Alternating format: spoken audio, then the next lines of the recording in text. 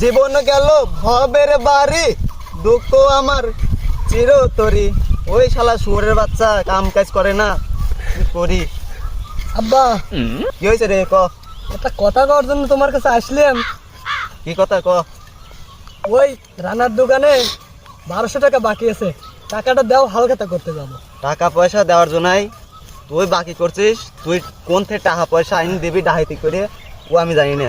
যা তুই চল যা, টাকা নাই। টাকা যদি না দিছো ওই বাড়ির বকরিটা বেশি আমি যা হালখাতা করি গিয়ে। ওই বহির গায়ে যদি একটা হাত পর ওই হাত বাইরে গুঁড়ো করে হেলাবো না। হারামজাদার কিছু করে ও বহির গায়ে দিচ্ছে, ও বহির গায়ে দিচ্ছে। তোর সাহস কত বড়?